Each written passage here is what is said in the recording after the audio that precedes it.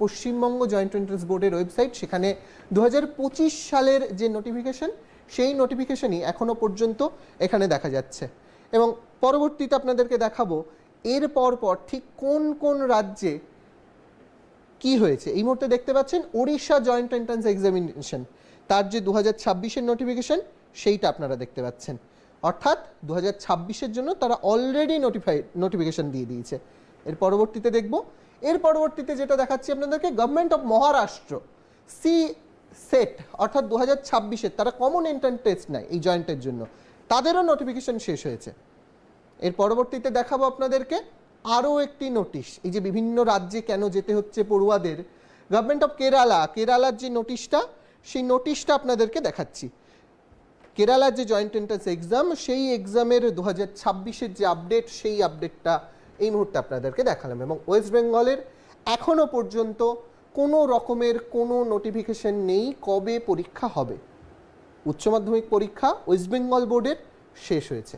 প্রসেনজিৎ দা, একটু আপনাকে ধরিয়ে দেব, বাইরের রাজ্যে মানে মুখ্যমন্ত্রী মমতা বন্দ্যোপাধ্যায় এবং রাজ্যের শিক্ষামন্ত্রী বারবার বলেন বাইরের রাজ্য খুব খারাপ, এখান থেকেই সবাইকে বাইরে কাজে যেতে হয়।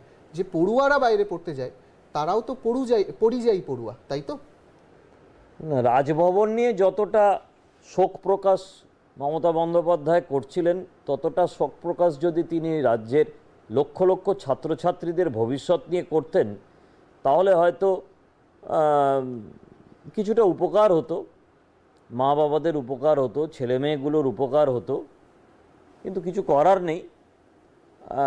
তার শোক প্রকাশ আগামীকাল থেকে আমরা ধর্মতলাতে দেখব। যে শোক প্রকাশে পশ্চিমবঙ্গের কোনো ভবিষ্যৎ নেই, যে শোক প্রকাশের সঙ্গে এই ছেলেমেয়েগুলোর কোনো ভবিষ্যৎ নেই, এই ছেলেমেয়েগুলোর বাবা মারা দেওয়ালে মাথা ঠুকেই মরবে।